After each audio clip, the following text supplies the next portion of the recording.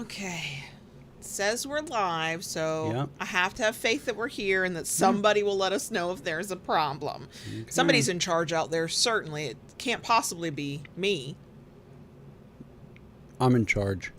Okay. You're confident that we are indeed have arrived, yes? Uh, Right. Oh, okay. Hello. Hi, everybody. Kayla Lords. John Brownstone. Of Loving BDSM, where we help kinksters like you have happy, healthy power exchange relationships. This is our weekly live stream while we record our audio podcast. The audio podcast hits all major podcast apps every Friday. We are here 10 minutes before our official start time. If you are here for the stream and don't like idle chit-chat, spend the next 10 minutes doing what you need to do. If you are here after the stream, but before I put in timestamps and don't like idle chit-chat, fast forward by about 10 minutes. Okay. Yeah. Hi, Little Miss. Hi, Lisa. Hi, Janie. Hi, Tayshu. Hi, Puppy. Hi, Mr. Spock. Hi, Rara. Hi, Computer King. Hi, Love the World. Hi, Name Twin JB. Hi, Silent Wing. Hi, Molly. Hi, Blown Deuce. Hello. Hi, everyone. I know. You can't help yourself. I can't. And you're about to have like a whole week where you don't do that. I know. Yeah. It's okay. I'll miss it. I know. By the time we get back, I'll be like, yes, we're back. Right. We do not have links for this week's shirts. These are our Loving BDSM shirts that were gifted to us ages ago. And I say this now every time I wear them. Now that I know how these are made, I know I could make them. I'm less inclined. They require effort. Also, somebody would have to okay the purchase of either a heat press, which we have zero space for, or the Cricut Easy Press, which I could make space for that, but that's like a $200 expense. So there will not be shirts in anybody's future. So, hi, Christina. Well, hi, Safi. I get my tool that I want first, and then you get yours. Which tool is that? There's so many tools you want. The jointer. Oh, yeah. Ooh, that's a much bigger investment. You're going to have to sell more paddles before we can get that thing. Whew. Yeah. Yay, you made it for the first time in a while. Yay. We are here super ridiculously early, but one, we are on the ball again this week. Recorded a video that won't go live next Monday, but the Monday after that, because we're taking next week off for our quarterly break so that we prevent burnout. That's the whole point of that. Plus, we work for ourselves. We should be able to take time off. Anyway, so not only did we record it, I've already edited it, and I just have to get it uploaded into YouTube and sitting there waiting for its go live time. But also for the last half of the video, the last 9 minutes of the 19-minute video, the Florida sun assaults everybody's eyes. Yeah. And we did not know it was that bright while we were recording, or we would have stopped and closed the curtains. We now know. So, hi, Junie. Oh, fancy shoes. Hi, Diana.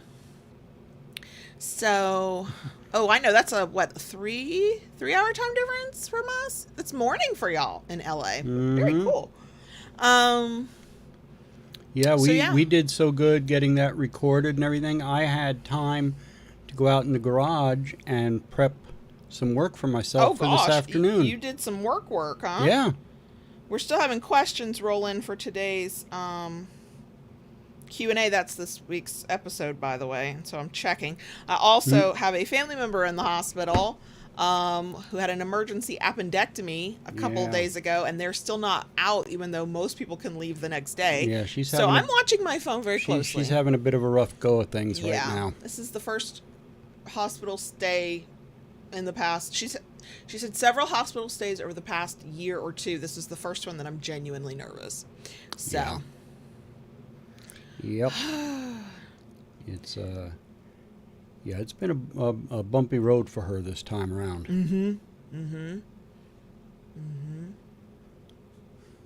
Hi, Muse Peruse. So my phone will be in my hand the whole time because I have to read the questions anyway, but also I'm watching my text messages. Yeah. Oh, wow. y'all, I mean, I know we're a global audience, but damn, I know. Latin America, South Africa, right? Wow. Hi, Rachel. It's kind of cool seeing all these folks pop in from Hi, Lady all Blooding. over. I know. Hi, Ian. And since more people have trickled in, I was going to say, hello, y'all. Taishio, I see what you did there. And also, if I recall, you're usually the one who asks a question that gets me ranting.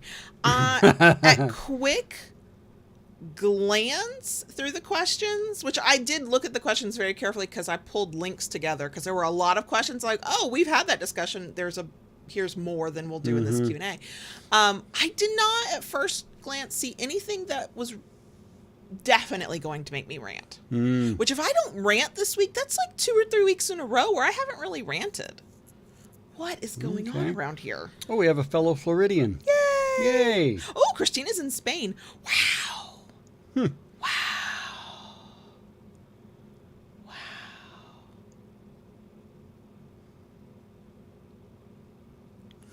Wow. Right. Oh, Ian, if your screen's black, I've noticed YouTube's been doing that to me lately as well. I can hear the sound perfect, but the screen will be black. I have to stop the video, close it out, come back in. It's very annoying. Ooh, France! Wow, y'all, wow. Right? I love it. It's like, it's overwhelming in a good way. It's like, wait, more than like 5 people know know who we are? And this voice and accent has not been off-putting? Okay. I mean, I'm sure it's been off-putting. Those people just aren't here. Yeah.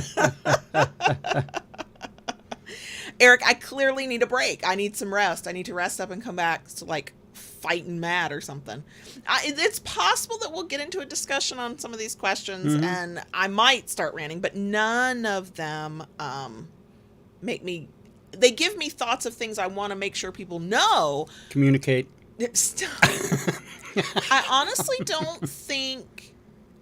I think in one of the questions, part of the answer would be, you got to talk to your partner about this. But it's really not this time. So, ooh, a map I can stab. Not with an actual knife, though, like with purple push pins, right? Taishu, I was just thinking about that. That would, silent, I'm sorry. But, yeah, we should do like one time and do a roundup of where everybody's from and then mark it on a map. Yeah. I mean, I can see on both podcast statistics and YouTube statistics kind of where we get views or listens from, but it's usually like maybe it might be just the continent that's colored in, or it might be the country, but there's no specifics of like, it might tell me Canada, but Canada's got a shit ton of maybe not a shit ton of provinces, but y'all have like spaces. So oh my gosh. See, love the word purple push pins. Bonus if the top of the push pin could be decorative or glittery. Well, I would happily replace part of this backdrop with a map and just... Now, the map would have to be big enough to show details like states for the U.S., provinces for Canada, and whatever word terminology other countries use to separate out your country, because, like, your country's not just your country. There's different states, provinces, whatever word you use. I would want it to be that detailed so I could, like... Then we'd have lots of purple push pins. But then what would I, like... I would then see that as a challenge of, wait, I have to get a push pin in this country or this part of this country. How? How do I do that? That would be one of those challenges that would be frustrating because I would not have a good way to make it, to reach the goal. I think we have enough glitter floating around the house at the moment. I purposely opened and poured glitter from one container into another yesterday, and now I'm so sorry for any kinkery customers because for at least a little while there will be at least one fleck of glitter in every package, and I tried to be so careful and contain it as much as glitter can be contained, and it's still like just flopped and spilled. It's getting to be like a glitter-demic here in the house. Hey Terry, remember that question for later, because if we have time we'll do questions from the live stream chat and like ask it again when we get there, because there is an answer to that. The quick answer is yes, but I don't like the term brat. Oh, Lord, Mr. Spock, yeah. I mean, I don't remember the capitals of all the states anymore. And I remember having to memorize that as a kid. Yeah. Like, you didn't just have to know all the states in your country. You had to know the capitals of every state. And I don't know why we needed to know that. Because while we did not have Google when I was in school learning that stuff, we did have these things called books that would tell you. And these things called maps that would also tell you. So I don't know why we had to know that information. Oh my gosh. Oh my gosh. So guess what time it is? It is exactly noon, so we will officially get started. I'll just go ahead and give the warning that when it's a final episode before we take a week or longer break, it gets a little crazy around here and it runs long. So you've been warned. Fuel up, get some calories, some snacks, go to the bathroom as you need to. It's fine. Chaos theory. So, as you can tell from the title, it's a BDSM Q&A. We took questions on Instagram. We got several of those. Depending on how quickly we can actually get through those, y'all know how I am, we may take questions from the live stream chat. When we do that, we will let you know, and we will tell you how to do that so we can actually see your question. That's called tag us in the question so we can see it. But if you ask during the stream while we're answering other questions, there's a damn good chance I will not see that question. So write it down or put a note on your phone or whatever so you remember it, but just like ask it at the time. Also, no spamming the stream chat with questions. Ask your question once. Calm down and wait, okay? We have moderators who are amazing, and they will put you in a live chat timeout. Because we're all kinky here. Somebody's going in a timeout, okay? Corner time. Corner time! I am so sorry if this is your first time here, because it is and isn't always like this. We're just pumped up this week. If you enjoy this, we love a thumbs up. If we somehow have not scared you off, and you haven't already, please consider subscribing. And when you do that, go ahead and ring that notification bell. You know you want updates of new content. Yeah, you want more of this. I mean, if you do, great. We're so happy for it. But also I have questions. Hey, I'm in an unusually good mood today. You so, are. You have not been grumpy polar bear daddy at all yet. And No. I don't want to push you there. So I'm going to stay on the right side of that. There you go. If you like what we do enough to want to support us and help us do more while also getting things you can't get anywhere else, like access to a Discord server and a monthly Q&A instead of when we kind of do this every few months, you can join us on Patreon. That's patreon.com/KillerLords. You can join for as little as $2 a month. There's perks at different tiers, but all the extra content is regardless of what level you join at. The link is in the description box. It is always in the description box. Okay. There were no links for the shirts. I think that's it. You can click the magic button and we can get into things. Okay. Question. Sure. Question. Yeah. The sponsor. I'm getting there once you okay. bring them all in. Okay. Yes, we have a sponsor, but you haven't clicked the magic button yet. You forgot how this works, didn't you? Yeah, I did. Yeah. Okay. Oh, podcast listeners, if you think, gosh, these people don't sound polished on my podcast, whoo, you should come watch a live stream because it's even more chaotic. Or see what goes on behind the scenes. Right. So before we get into the episode, yes, we do have a sponsor this week. It is one that I was surprised at myself that I said sure to, but I didn't see anything that terrified me, so there we go. Okay. Our sponsor this week is a sexy, kinky chat site called BDSMchat.co.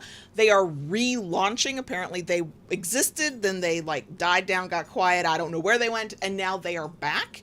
It is absolutely chat room like you might be used to with sex, but it is completely focused on kink. So you can go into different chat rooms based on your kinks. There's a Dom sub chat room. There's, age play. There's foot fetish, whatever. And I waltzed in, and people were definitely doing some virtual role play in the chat, like people do. It is also a site that has gives you, once you're registered and you have to be 18 and older and all that good stuff, to cam models and stuff if you're interested in that. They have message boards for people to actually ask legit questions. It's so new in its relaunch that it's fairly quiet still. So if you're like, it's hard to get my kink on because I don't have a partner, or I don't have access to my partner regularly, or hey, we like to do online stuff, this could be a place. It is free.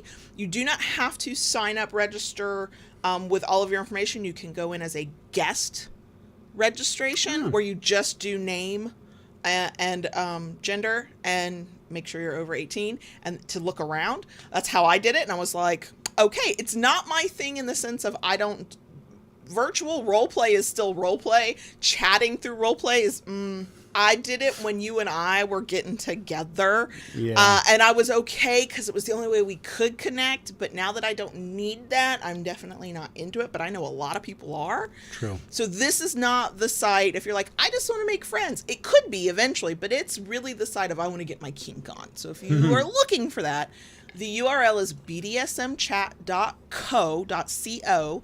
bdsmchat.co. The link will be in the places, show notes for podcast listeners, description box for YouTube folks. I don't think I've put it in the description box yet on YouTube. I will get it there. It's bdsmchat.co. So, thanks to them for sponsoring this week's episode. Yes. Yay. Okay. Let me look at my notes for other things. We're taking a break next week, just as a reminder, so that I don't get any panicky DMs or emails of, there was no podcast this week. Where's the podcast? There's no video this week. I love it that people worry and we're like, where the hell are you? I love that. But also I like to prevent that by just letting you know we're going on a break. We do it quarterly because we can, because why the fuck not? Okay. This already feels chaotic and I haven't even gotten into anything. I do want to say this is for everybody, but it's more immediately beneficial for live stream viewers, but it's there for everybody. When I was looking through the questions we got off of Instagram, I saw that a lot of the questions were on things we've talked about. So I started pulling links where we've talked about either blog, video, or podcast form. And so, if you are interested in deeper dives, or this was your question, or you have a question similar to this, and our answer will be probably a little surface level to try and get through as many questions as possible. The links are in the places to go do a deep dive and hear and read and see more of what we have said on the topic. Description box for YouTube, show notes for podcast listeners. So those links are already there. If I have like a moment where I remember something, or we end up taking questions from the live chat and there are more links, I'll put those in. Links. So, yeah. Okay. Here we go. Going into first question. Tips for discreet ways to honor our dynamic in a social setting. We have definitely had these conversations before. Yes. The links are definitely in the places. But you want to give some high-level tips of things to do. Social setting, power exchange, go. I mean, just normal little things that wouldn't seem like, DS, but have meaning to you. And this is something, believe it or not, get asked a lot. Simple things like fetching a drink for your big D, fixing a plate for them.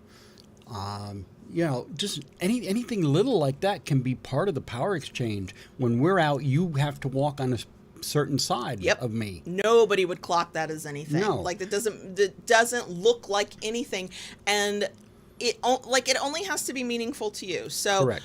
It's been a hot minute since we've gone to a restaurant for breakfast and you had coffee, but when we do, I always confuse the servers because Yes. they put your coffee down in front of you and then I pull it to me. She pulls it to her and because she, I make your she coffee. fixes it. Yep. Right. You open my door for me. Yeah. And, you know, yes, there are absolutely people who go, oh, well, that's really chivalrous, or, oh, I hate this one, but that's what men should do. No, for us, we've discussed it. Mm-hmm. I have agreed to allow it, even though it's a really hard habit to break, opening your own fucking door. And you do it because it's part of our power exchange. So it can be literally anything. When we're with family, I still love the fact that my Southern upbringing means that nobody bats an eye. I get your plate ready. Yes. Like, it kind of, like, but gender norms suck on a lot of levels, but man, if you can use them to your benefit, go for it. Because in my Southern family, the women always were in the kitchen plating up meals and making sure the men folk had and the kids had enough food. And like, we know what it means to us.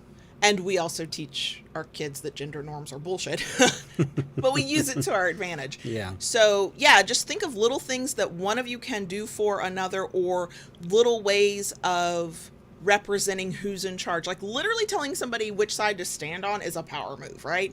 But they don't have to look like anything. No, they don't. Really don't. They don't. It's going to be little things that make sense to you and your personality and your situation and where you're at and your dynamic. Absolutely. Mm-hmm. Okay, next question. Oh, I went the wrong way. There we go. Okay. So, this one's a little bit longer. I'm going to try and get most of it here. It says, you often mention that a sub and dom must vet each other properly before sex comes into question. I'll go ahead and stop you there. We recommend vetting before power exchange comes into question. Right. If you want to fuck. But power exchange is where we talk about vetting. Yeah. I had sex with my dom pretty soon. Hold on, what is this doing? Okay. After meeting him, I was a virgin and was intrigued by the BDSM lifestyle, and he was amazing from the very beginning. But now I'm considering the fact that I may have moved too quickly in sleeping with him and going forward with a daddy baby girl dynamic. Especially because I feel myself catching feelings, even though it's not a good idea given that he's non-monogamous and is pretty pessimistic about relationships. On top of all this, I've been abroad for 3 out of 4 months I've known him. We still engage regularly via DM, send each other naughty pics, stuff like that. I guess my question is, can you give me advice on the feelings front? I'm trying not to fall for him, since a future with him is probably not even an option. How could I separate my feelings from power exchange? I absolutely love engaging with him, and he feels honored to be the one I chose to experience and explore my sexuality. So there's a few things in there. This one has been rolling in my mind for about a minute. So first of all, I do want to say that just because somebody is non-monogamous does not mean they can't or won't choose to have a committed partnership with a person. It means that they might have multiple relationships. It can mean a lot of things. So if you want to know how this partner feels about a committed relationship and to actually know, you've got to ask them. Okay. So that's part of it. The other thing we already said about sex, I don't care who you fuck. I mean, take some basic risk assessment and caution, be cautious in my opinion, because I'm risk averse, but the vetting is really for the power exchange. Yeah. The big thing that I don't think you can avoid catching feelings. I think feelings are going to happen or they're not. Yeah, I mean, you could say that, you can compartmentalize. You can try if you're wired that way. You can try. Some people are not capable of doing that. So, in some cases you can do that. If you go to meet this person, you say, okay, well, we're going to have a scene and we're going to do this. And, the end result is we're going to have sex. And that goes into that box and that's where you do it. But yeah, not everybody can do that. So a few things though. One, it sounds to me like assumptions are being made. You're assuming that your feelings will not be reciprocated. You're assuming this is not going to work out long term. If you're getting the feedback from this person that they're actually honored for the privilege of being your dominant partner, that's a good sign that, for at least right now, they're into it, right? Mm-hmm. Like they're happy to be here doing the thing with you in the capacity that they can. Anytime you start, assuming based on a few details that are pertinent to the situation, you don't actually know. You've got to ask, like, how do you feel about a committed relationship since you're non-monogamous? Where do you see this dynamic going, especially if you're about to come back and be local to them or closer at least to them? The other thing is it's very possible that they're going to go, yeah, I don't want anything. I'm not looking for anything long term. I'm happy in the moment. I'm staying in the present. Let's just enjoy the moment while we have it. That could be their response, right? So first of all, give them the chance to tell you what they're actually thinking. Regardless of what they tell you, the thing to do on your end, I'm sure there are people out there who can just stop their feelings in their tracks, but most of us can't. You feel what you feel. The difference is how you think about your feelings and what you do about them. So you cannot control what that other person does, right? They might be very straightforward with you and go, no, I'm not looking for anything, committed. I don't know where I'll be in a year. I'm just taking it day by day. First of all, you can take things day by day and find yourself still together 10 years from now. That happens all the time too. But if they give you that information, if they are that straightforward with you, then now it's your responsibility to go, I'm developing feelings. Now what am I going to do about that? You might decide I'm going to enjoy this moment and see where it takes me. That's where I started with you.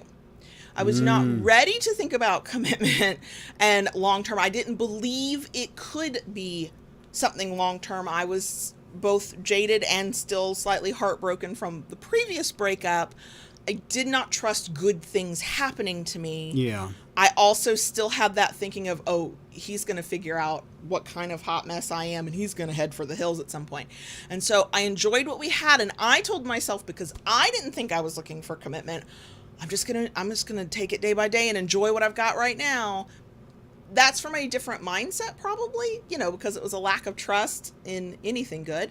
But if you can get yourself there to go, I'm just going to enjoy what's happening today and we'll see what happens. The other thing is if you choose to stay knowing that it might end at some point or knowing that you're never going to get more than you've got right now, I would recommend doing a lot of check-ins with yourself, because it is easy to tell yourself, I can handle this, and 6 months down the road realize you're miserable. And not only are you miserable in the relationship, maybe y'all are making each other miserable because the misery is going to leak out. Yeah. So do check-ins with yourself and go, am I actually happy? Not, is that person nice to me, doing good things? The kink is great, but am I actually happy and or content with the situation? And that's the time to get honest with yourself. What you cannot do is make the other person change their mind, make the other person have the same feelings for you, make them be who they're not. And also, if it's good right now, I don't see the need to cut and run. I can understand why some people make that decision. If they're like, we're going on two different paths and I don't want to spend time with somebody who's not on the same path as me, I think that's a legitimate decision to make. Sure. But also, I don't think it's a requirement that you make that decision. It's okay to go, well, let's just see how this plays out. As long as you can be realistic with yourself that you cannot change anything about what the other person thinks. They've got to come to those decisions on their own. And if they're telling you honestly how they feel, then you've got to believe what they say and make decisions accordingly. I don't say you've got to believe what they say, but you've got to honor what they're saying. Like, their actions might be different than their words, but if their actions and their words are matching up, like they don't want a committed relationship, they're not looking for anything long term, and you believe them when they tell you that, that's when it's, monitor yourself, monitor how you feel, and then make your decisions based on that, not based on what might happen if, they get hit on the head tomorrow and get amnesia and change their mind. Like, no. What's actually happening and how do you feel about that? And then go from there. But don't assume anything just because somebody's non-monogamous, or even just because somebody's pessimistic about relationships. I was pessimistic about relationships. And then I met the partner who helped me become less pessimistic. I'm not saying that's going to happen to you, but you just don't know what'll happen. So as long as you're happy and content and you have talked to your partner, go from there. Okay, let's see. Next question. I got rambly. I don't think I got ranty, but I definitely got rambly. Rambly, yep. Okay. Thanks. Okay, next question. Any advice for DS breakups, especially for first times? We have links to that in the places, first of all. But any high-level tips you would? Lots of self-care. let yourself feel what you feel. Yeah. Like, acknowledge the feelings and don't try to, like, should them away. Well, I shouldn't feel this way. Well, it just lasted X number of whatever. I shouldn't, be sad. I should be better now. Like, fuck that shit. Don't shit all over yourself. Yeah. Feel what you feel. Let yourself grieve. It is real. It is real. I think that's another thing, because a lot of DS breakups I've seen most recently are newer relationships. Like, the dynamic was just getting started, and then the breakup occurs, and people will invalidate their own sadness and grief over that. Like, well, it didn't last that long. Yeah, but power exchange can get pretty intense once you step on that path, and the intensity ramps up for a lot of us almost immediately. Like, the moment you're dom and I'm baby girl, it's like, it's deeper than a couple of first dates where you barely, talked about anything. I think we give a lot more space for grief on long-term relationships, which deserve that as well. But short-term relationships do too. Lean on your kink friends. My bad breakup, I didn't have any kink friends to talk to. I was fortunate that I had a vanilla friend who was my friend no matter what, and did not negate my grief, even though it was a relatively short-term relationship. She knew I didn't want to talk about the details of the relationship, and so she respected that, and so she was just a really supportive friend while I was heartbroken. But if you have that, great.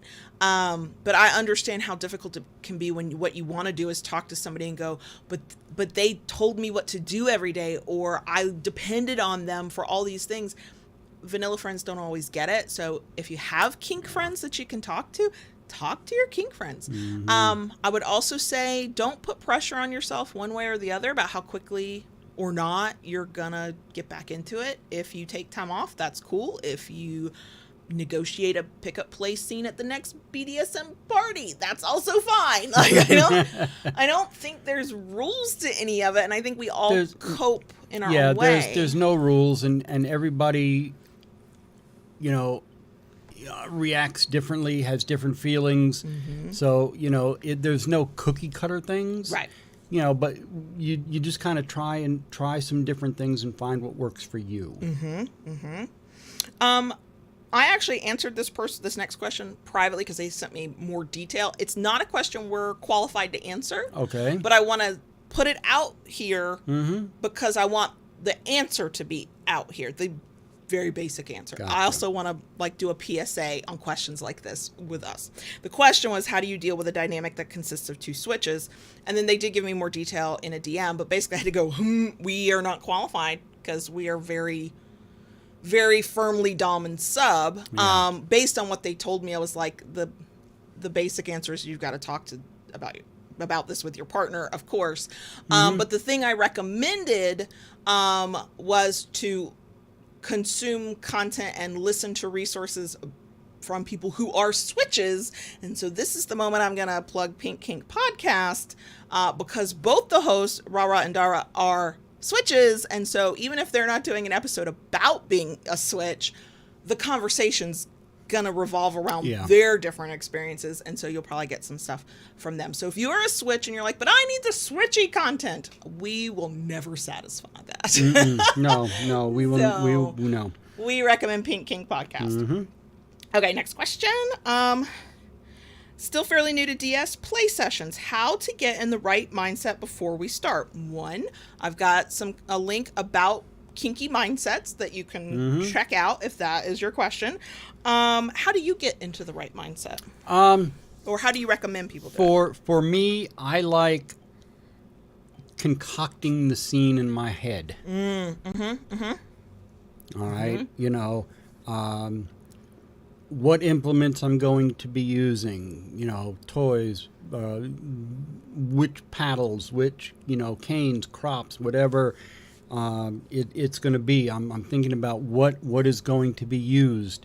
I think about where I'm going to have you for all that. Laying in the bed, laying over the bed, over my lap,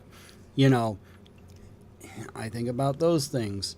And then the other thing, which kind of helps get me in the mindset,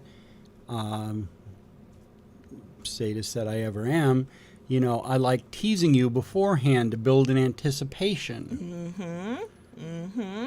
Yeah, when we were long distance, especially when we were leading up to being able to see one another, there was lots of texting about what was going to happen. I don't think that has to be just a long distance relationship tool. I think that can be something anybody can use. So however you most frequently and easily communicate digitally, feel free to use that. You also set things out where I can see them. Oh, yeah. So I know something's coming. And then I know a lot of people, we used to do this more regularly. We kind of don't anymore. And I know a lot of people do this. Right before the scene, there's a bit of a ritual that people will follow. And it's different for everybody. So for some people, it might be, what you used to do with me was you would have me undress you if you were going to get naked in the scene. You don't always, you often stay clothed. But if you were getting naked, my job was to undress you. When we're at the dungeon playing, before we do anything, I kneel in front of you, in front of everybody, yes, and you put my play collar on. Correct. That's the signal to my brain and my body that shit's about to go down. Some people do a collar thing. Even if it's a play collar and you haven't, like, you're not doing the whole committed relationship with collar, play collars are pretty common. You can do something like that. Wearing a certain outfit, undressing, getting into some people do kneeling positions, but it doesn't have to be kneeling, especially if you were like me and you got bad knees. But doing a specific thing almost identically each time before you play will train your brain eventually, some quicker, some slower than others, depends, that, we're about to get kinky now. And so it can be as meaningful to you as you want it to be. It can be as simple or as complex as you want it to be. But something that is the thing that happens right before the scene so that you learn when this happens, fuckery is approaching. And that can often help with mindsets. Okay, next question. How can we create a playtime in our routine is the next question. We have talked about how to make sure you get your playtime when vanilla life is interfering. Those links are in the places, but what tips would you offer? I'm going to say, you know, sometimes what you have to do, just like you schedule a date to go out to dinner or go to a movie, sometimes you have to do that with your kink. You know, let's face it, life is life. We all have to work. Many of us have families to take care of, you know, caregivers in other ways. It just is what it is. Life is what it is. And, you know, it can't always just happen. And if you just let it go, it never will happen. So, ask us how we know. And and, you know, setting up that schedule, you know, we have some free time coming up next week. You know, nobody wants to see us. Nobody needs us for anything. Let's schedule in some us time to have some fun. You know, you have to take care of the, you know, you have to take advantage of things when you can. You and I have started doing something that is not as stringent as scheduling, even though I'm a huge fan of it. Like, put it on your calendar, put it in your phone, like whatever, like plan for it. Even if that means if you have it available, paid time off, or maybe you can hire a babysitter, or my favorite used to be when the kids are at school or at daycare. Oh yeah, that would be the day to take a day off. Okay. Mental health day. Nobody needs to know that my mental health is improved when there's kinky fuckery in it.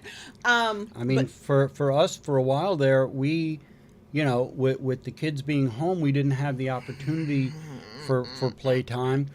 But what helped us immensely was once a month, the local dungeon would open at 8 a.m. in the morning. And we would be there at 8:30 after we dropped kids off at school. We would drop, you know, we knew that day they were open. We would drop the kids off at school, and man, off we would go. If anybody out there who runs a dungeon actually can hear the sound of our voice, if you have the means and the staff and the money, because I understand, turn on the lights of the dungeon, that costs money. If you have the means to do it, to open just even one day a month in the middle of the day for kinksters, you might be surprised at how much traffic you can get once people know it's available. Because parents, especially, or caregivers, I mean, once there's a certain point in the day and kids are out of school or people are off work, they don't, and weekends where you got to get a babysitter, that shit's hard. Yeah. So, and not only that, people with families, absolutely. One of the other reasons for them doing this was people who work third shift that can't get there at night. That can't get to anything at night. There are people who work or who always work weekends. Like they're just never going to make it to a weekend party. So it gave the opportunity for them to have access to play. Mm-hmm. Highly recommend. The other thing I was going to say that we've gotten really good at, and first of all, whether you're trying to make it part of a schedule, part of your routine, or you just want to like work it into your day a little bit more organically, which is what we've been trying to do lately. Boring answer, you're going to have to talk about it, but it's talking about it in a way that you are navigating it together. And what I mean by that is, well, first we had the discussion, I think I whined, we're not getting enough of this and I don't like it. And you were like, I don't like it either. Well, there was mutual whining. Yeah. By putting it out there and saying that we don't like this and we want to change this, one, that opens the door to it just being a thing that you can talk about. You're not pretending otherwise. Right. But we also talked about our specific situation, which is what you're going to have to do, with a partner, of what your life looks like. And I kept going, dude, we work from home. We make our own schedule. We're beholden to nobody's time to clock in or out. And there are chunks of time for us when there's nobody home. We need to we are really bad about this. We'll tell ourselves, if we don't have an hour, we don't have time for fuckery. We can get a lot done in 15 minutes. Thank you very much. So by having those conversations and just saying that, not even making a strict plan, you're in charge of when we're going to do a thing. You're going to check in to make sure I want to, of course, but you plan that. And so by having those conversations, you know that I'm definitely open for, if we've got a free 10 or 15 minutes, let's take it. And that's exactly what you did. What was that, just yesterday? Yeah. I have no concept of time anymore. Like you were like, come with me into the bedroom. And I followed you like a little submissive lamb. Okay. And I was like, you did. Because you used your Dom tone and it was out of place. Because it was like, it's 10:30 on a Tuesday, but okay, let's go. Right. And next thing I know, I got like a good 15-minute paddling, and my mind was clear and calm. Right. So depending on the flexibility of your life, just talking about, hey, I want to look for more times when we can do this as well. That can be a way to more organically add small moments when scheduling only allows, like maybe your schedule only allows you to do something once a week or once a month. If you and your partner are on the same page of let's look for short periods of time when this will work, you'll find them more frequently. Right. Okay. Okay. Next question. That is not a question. Okay. Next question. Any tips for curing subdrop, especially if you suffer from depression? So first, we've talked about drop many, many times. The links are in the places. The second thing before we go into tips for dealing with subdrop is that I have never heard of an actual effective, quote, cure for it. It is not something you can make go away. It is a thing you gotta go through. I think you can shorten the duration with some of the things we've talked about in the past, but I have never come across anybody who's like, oh, well, I did this one thing and no more subdrop and it was gone in 5 minutes. Like, I just, no. So how can we get through it? What tips would you offer? I think that's where it's important. Let's talk about a little bit of self-care. Things that make you happy, whether it's watching comedies, watching cartoons. Do you enjoy to read a good book? Do you have the mental stamina to read a good book, though? Well, that's a thing to think. But I know what you mean. Yeah. I know what you mean. Is there a game on your phone that you enjoy? Something that you just like to pass. Little things like that can help get you through it. I think one of the most important things is to have a kinky friend that you can talk to about it. Especially if your partner, either if you can't talk to the person that helped you get to drop, or they themselves are in drop and so are not much help. That's why to me, you hear me say this, even as much as communicate. But, it's important to have that kinky community, those kinky friends. And that this is an example why. Because it's even worse when you don't have someone that you can talk to about things like that. Isolation can be really rough. And that can make it even worse. But when there's somebody you can talk to who understands what you're going through, man, that can make a world of difference. Absolutely. So this, for whatever reason, this question, even though we've had so many conversations, it got I've been thinking about how I wanted to answer this for literal hours. I don't know why this question is the one that did it for me. So a few things, everything JB just said, definitely. A reminder about drop that not only is it different from person to person, it can be different from situation to situation. So if you know how you typically experience drop, that's good. If you've only had drop like once or twice, you might find that the things that worked last time won't work this time because you're having a different experience with it. Let me explain. Sometimes drop is an emotional exhaustion or down feeling.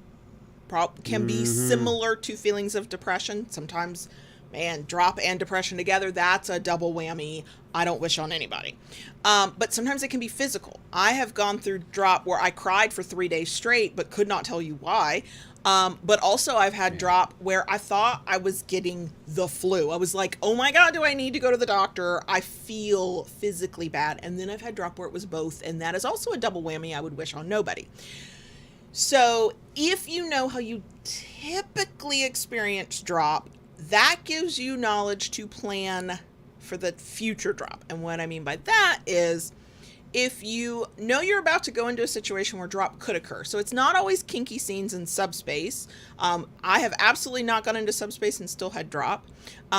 It can also just be from an emotional high of being with a partner or having a kink scene. I used to go through drop after every visit we had with one another, partly because I was sad because you were going home, but also because it had been so good when we were together.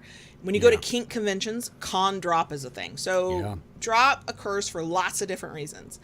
But the best thing I think you can do for yourself is not during drop, but before. So you plan for it, meaning what makes you feel cared for and comforted when you're feeling low, emotionally or physically? Is that hot water bottles and weighted blankets? Is it indulgent snacks? Is it some game on your phone? Is it a comfort read or a comfort Netflix binge?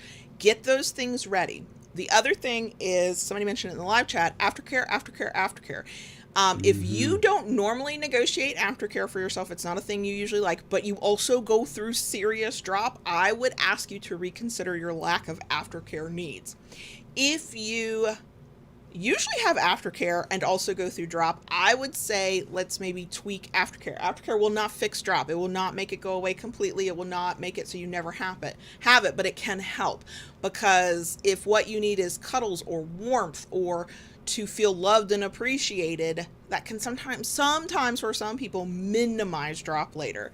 The other thing is, if you are getting drop after like casual play, like this isn't like your partner that you're in a serious dynamic with and you're in constant communication, you might want to negotiate follow-ups with one another.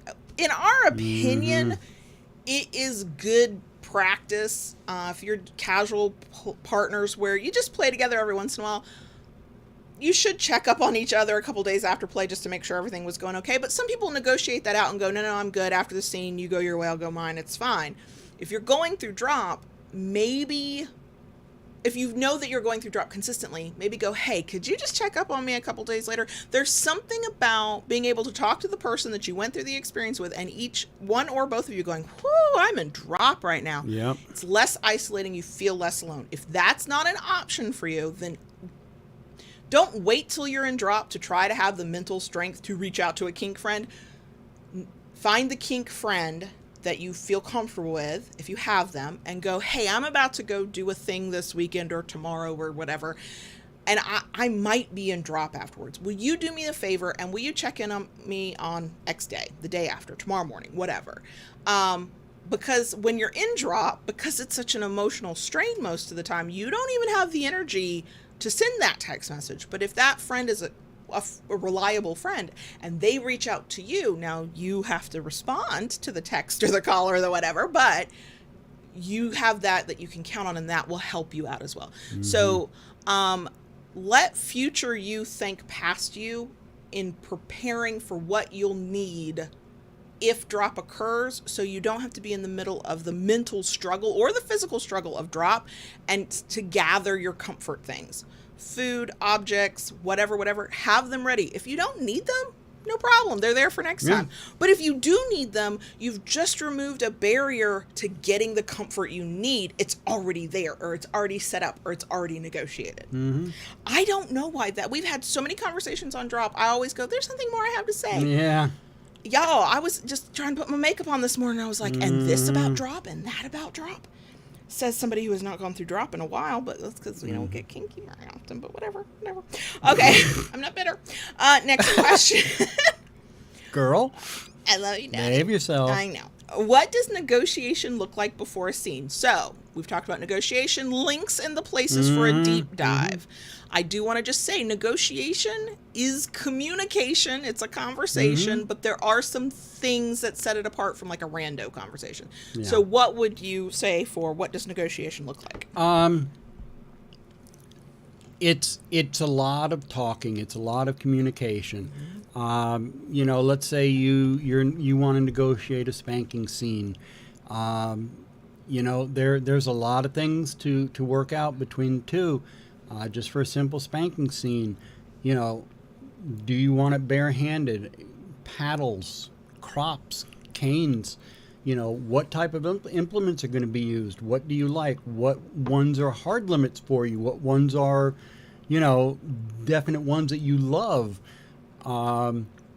A BDSM checklist can help with this. If you're like, I don't even know, what are my options? Absolutely. A BDSM checklist can be one of many tools. You know, there are things to take into consideration.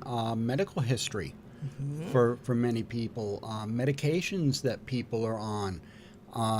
Some people will not play if alcohol has been drank prior to.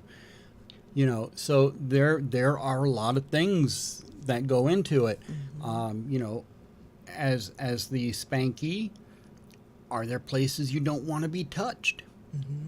And all of these kind of questions, the specifics of them change depending on the activity, but it is, you do the same. I don't care if it's spanking, wax play, bondage, like these are the kinds of questions you have to be able to answer.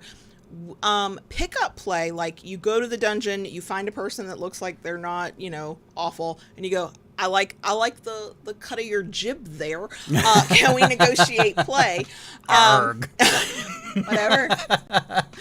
How many opportunities does somebody have to use that expression? Not many. And like pickup play, that's going to be a lot quicker than what you might negotiate with somebody who you either want to become your partner or somebody who is your partner. A lot of dungeons, and I recommend it for play parties if you throw play parties and can get a copy and make something like this, they have literal worksheets where the ones I've seen most frequently have like an outline of the body, so you can put X's over do not touch this part of my body, or you know, right here is where you're allowed to touch. And it's the ones I've seen have check boxes for different activities, or they have lines to add stuff, and it's very clear what you're doing. And because in those kinds of scenes, it's a very narrow negotiation. I would like to do this activity in this way with this person at this time. Negotiating scenes in relationships or even casual play, but with somebody you're going to casually play with more than once probably. It's a more of an ongoing conversation. And I have found if you're trying to be with this person who's going to do this scene with you for a long-term thing, platonically or love and sexually, doesn't matter, then the initial negotiation is going to be several conversations. It's going to take place probably over days and weeks before you get to that first scene. And once you have those initial negotiations, then the next negotiations, unless it's a brand new kink, get shorter and shorter. What we like to do is we're constantly negotiating. And what I mean by that, because negotiation is just a conversation, we'll be driving down the road and I'm like, what do you think of this? Or you're like, hey, I saw this on the internet. What do you think? And so we just throw it into casual conversation to feel one another out for our interest level. And it's only when we're ready to actually like go, let's try this thing, that we'll sit and have a specific conversation about it. And I'm going to add one more little caveat to this on the negotiations, because this is something I've seen kind of popping up a number of times. What are your expectations for the scene? Ooh, yeah. Okay. that is something that is so very important, because I have heard of so many people negotiating a scene, going into it, coming away, and being unfulfilled. So you need to ask yourself going into this, what do I expect from this scene? What do I want? Do I want to be brought to tears? Do I want bruises? You may want to be brought to the point of crying, and the person coming at you, they want to leave some bruises. Right, and that's a conversation. You have it with yourself first. What do I want? And then you have it with one another. Mm-hmm. What are we trying to accomplish? Exactly. Mm-hmm. Because, you want to have a meeting with this in the middle so that everybody gets their expectations met. Mm-hmm. That is something that is so important and integral to this that many people do not think about. Mm-hmm. Absolutely. Absolutely. And we have talked about, to me, that comes down to teamwork, because even if you're not, it's not a long-term relationship. The scene is teamwork. We're both working together to get a mutual outcome that we both are satisfied with. And also managing expectations. We've done both of those conversations. This next one is a really quick one, but I didn't want to ignore it because it's kind of a fun one. Okay. Do we have opinions on Love and Leashes, a movie on Netflix? Is it a good depiction of beginner DS? We have not watched it. We have not watched it. Because we've watched very little TV lately. I have, somebody has mentioned it to me. I think Kat Black's about to do a reaction video to it, and the way she teased it, I think she really enjoyed it. Yeah. I think she said it was one of the best she's seen. Okay. I mean, we have not even watched Bonding yet. Bondage. Bonding? Fuck, I don't even know the names I believe of these it's things. Bonding. I know, and there's like two seasons already, or it's getting a second season? Mm-hmm. I don't know. So, yeah. We toyed with doing some reaction stuff for our patrons, only because then I didn't think I'd have to worry too much about copyright stuff. Yeah.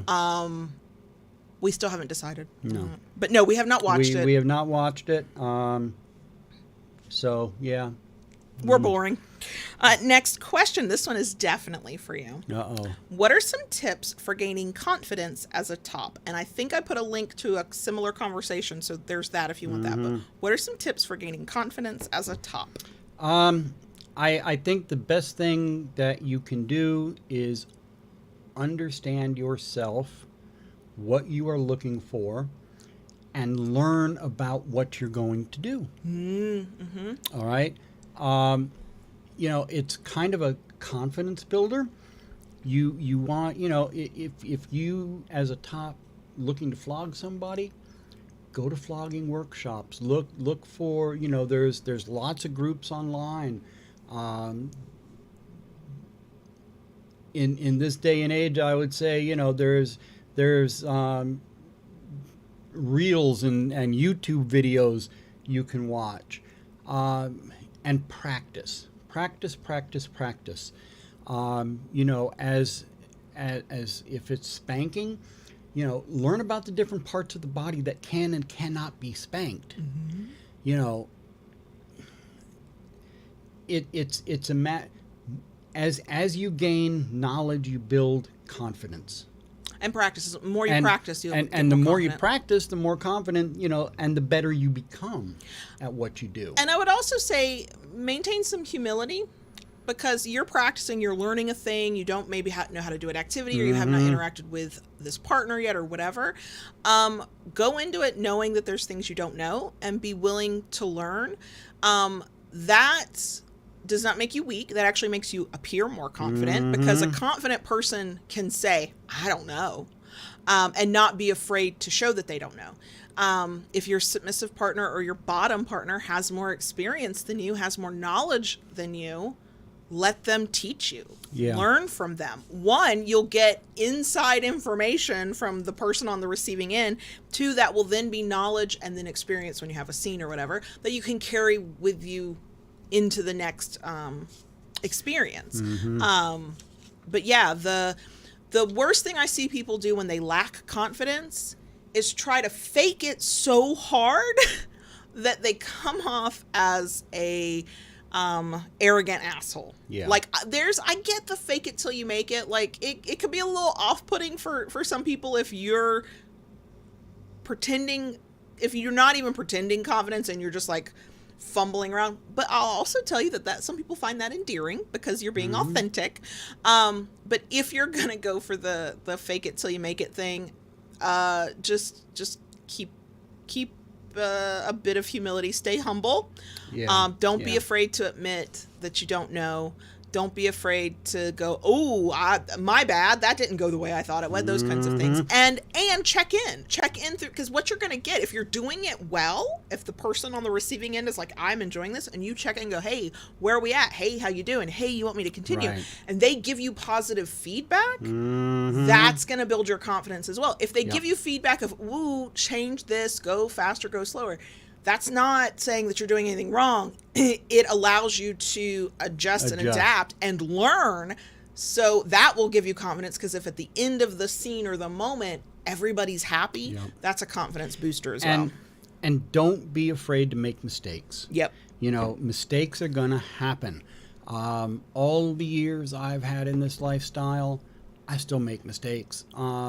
She can tell, you know, there are times I land a paddle hit wrong, you know, a flogger stroke misses, even with the hand. And because you're not overly arrogant or think that you're above it all, I know I'm safe to go, ooh, that did not land right. Ooh, right. Wrong edge. Ooh. And I will, you know, briefly stop, check in, make sure she's okay. And sorry for the oopsie, let's, you know. Hell, when you've made a mistake in our relationship, I hate it when you have to apologize to me, because my subby heart goes, oh, I don't like that you're my daddy. Yeah. You're supposed to be perfect. That's a me problem. But you apologize when you're wrong. Yeah. And, you know, all of those things go into making a better partner, dom or top. And when you can have positive interactions, even if they started negative, like a mistake was made, that's where confidence grows as well. Yeah. Okay, next question. Okay. This one's also for you. I think there might have been a typo here, so I'm not 100% sure, but it says sometimes after a drop roll situation, and I think maybe dom drop, I'm not 100% sure, I have difficulty embracing my dominant self again right away. Do you have any tips? I think what may come in there, and if I'm understanding the question correctly, you know, I kind of experienced things like this, especially early on when I came into the lifestyle, because it's easy. For me, it was guilt. Okay. You know, having been raised as someone, you know, you never lay a hand on a woman. Right. Okay. And there you are, wailing away on a woman. And there I am, wailing away on some woman's behind. And, you know, it's fun in the moment, but then when it all is said and done, and you kind of, you know, go your way afterwards, there's this kind of guilt that settles in. You know, oh my gosh, what did I just do?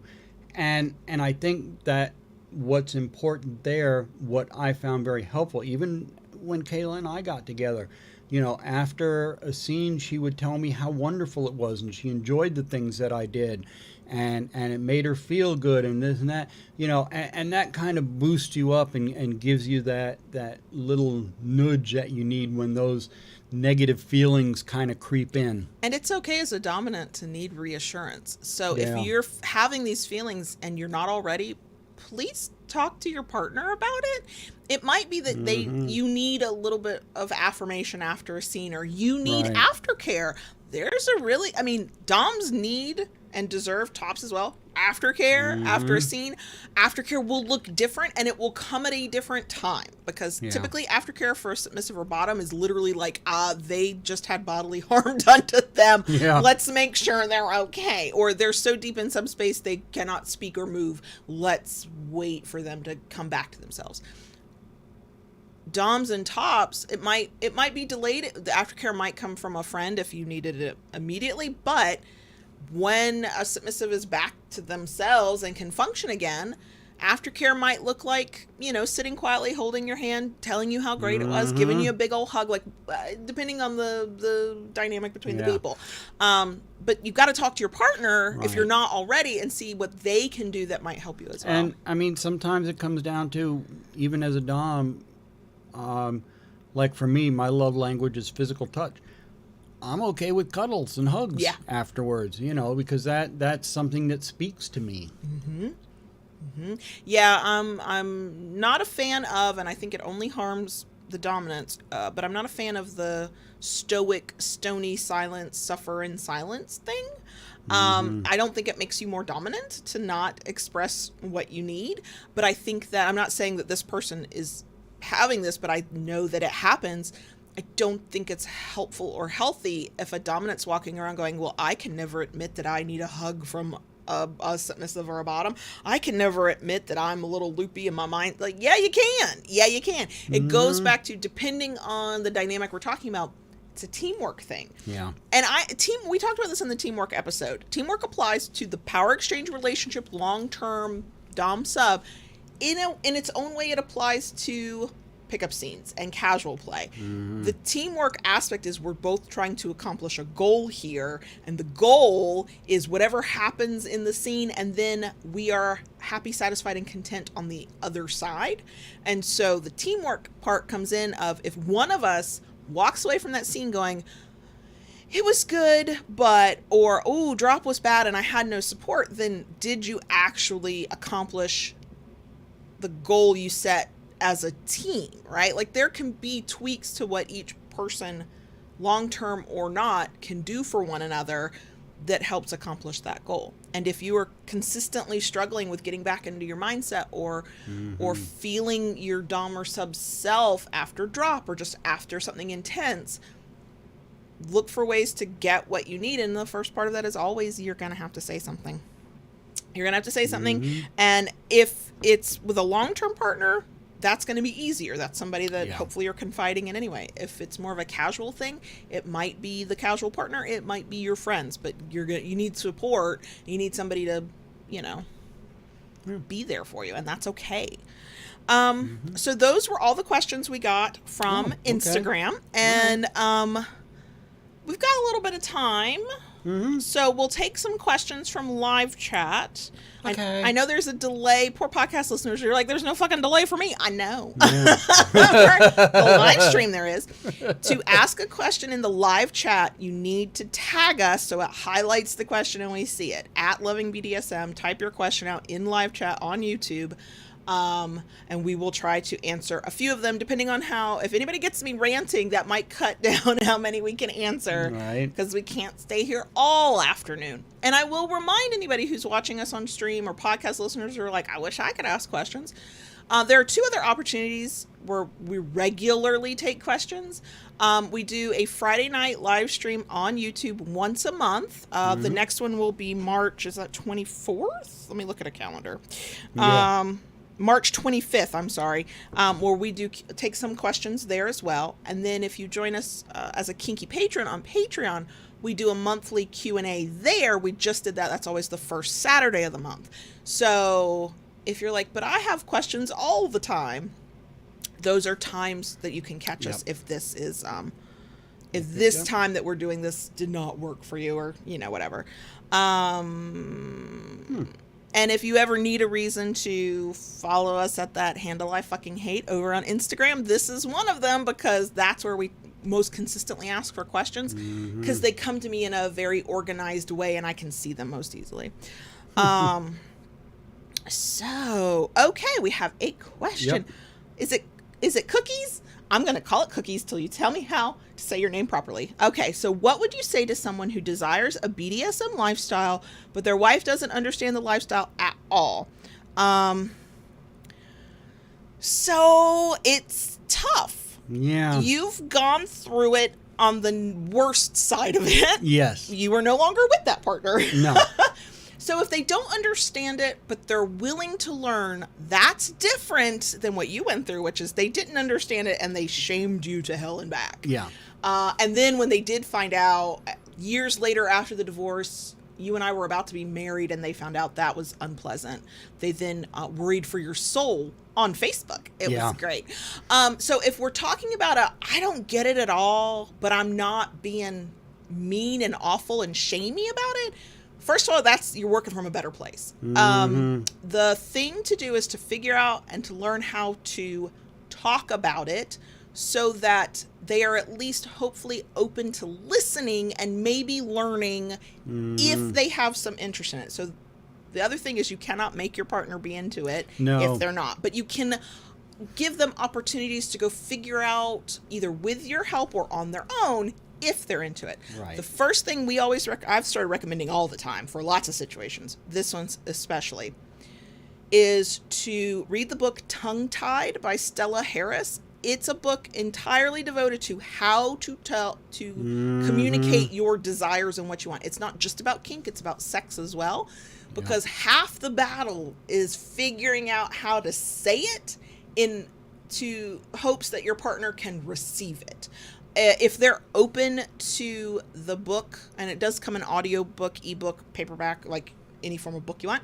If they're open to the idea of learning how to have those kinds of conversations, maybe they can read it as well, because maybe they've got some desires that they haven't told you about yet. So that's part of it. The other thing is, many of us know through the hard lesson of having done this, learning about BDSM can be like drinking from a fire hose. Okay? Yeah. So if your partner is open to talking about it to figure out what it is you want and how maybe they feel about it, start small. Start with one thing. I would also say start with, based on your own personal measure, the thing that seems, quote, I'm going to put air quotes here, least scary or threatening.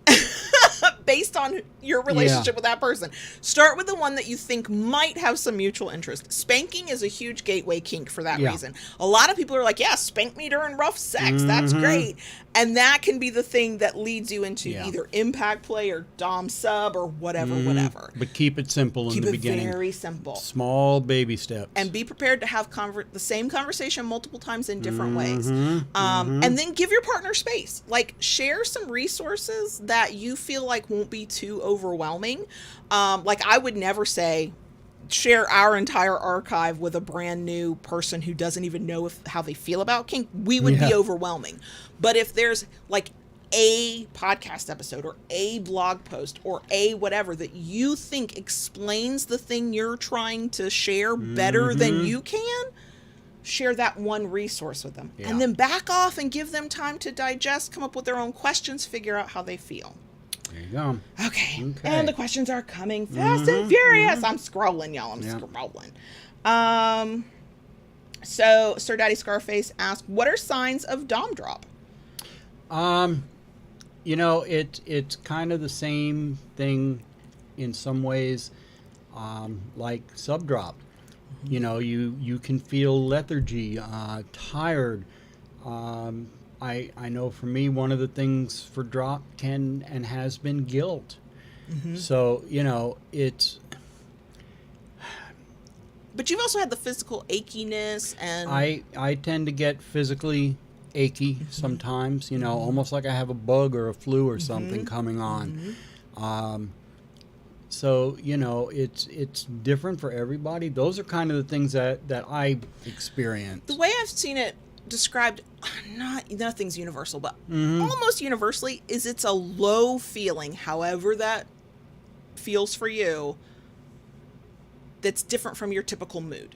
Okay, like you were feeling real good one moment, and now you're not. Something is off. There's an offness to it. Sometimes it's really stark, like it's like you're coming down with the flu, or it's feelings of am I the most awful person ever because I just hit a person I care about, like those kinds of feelings. Or it can just be a low energy, and it's a spectrum. Yep. Okay. Another... What's the difference between a kink and a fetish? That actually gets a lot of BDSM people very heated. There's a massive debate on it. Yes. In general, a fetish is a thing that's, air quotes around this, out of the norm, like that's subjective, that you are sexually aroused by, whereas a kink is a thing that you may do that is, again, air quotes subjective, out of the norm, that you do that you may or may not be sexually arousing. Right. I mean, to give a quick example, for me, boots. Boots are a huge fetish of mine. And as far as a kink, spanking.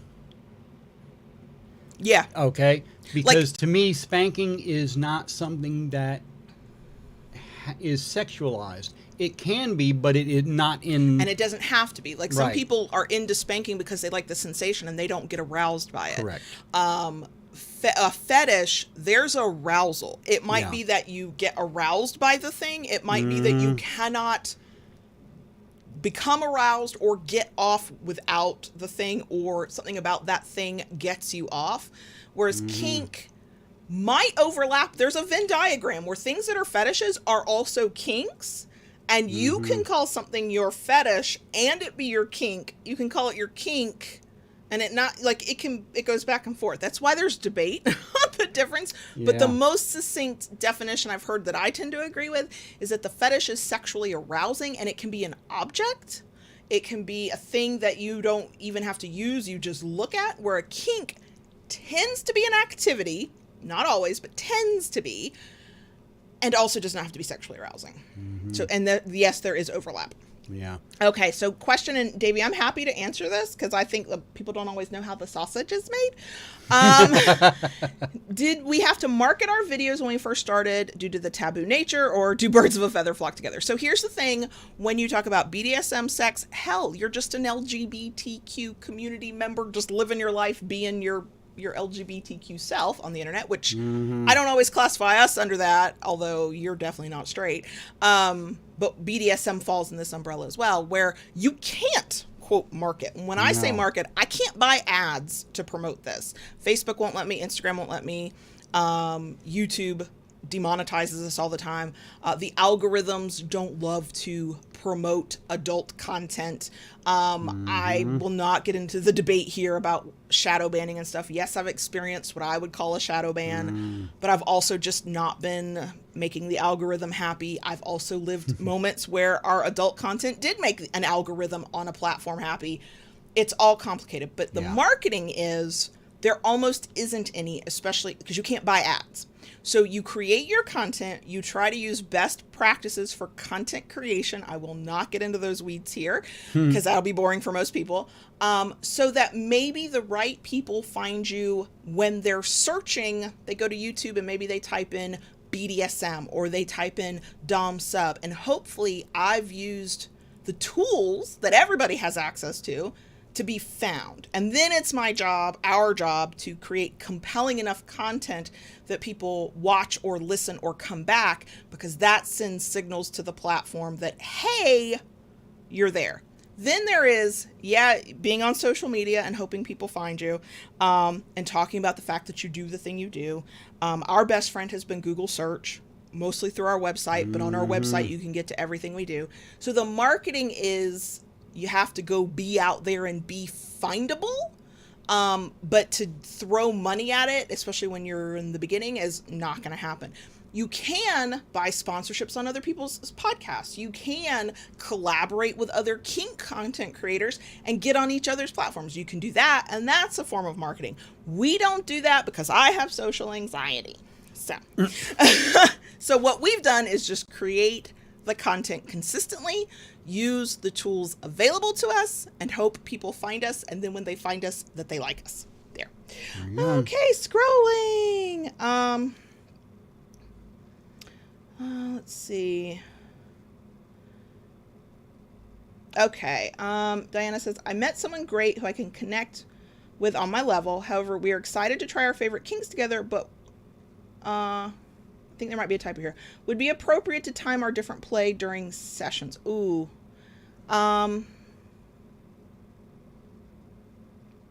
If what you're asking is, we have all these kinks, should we do them all in one scene or separate out the kinks to different scenes?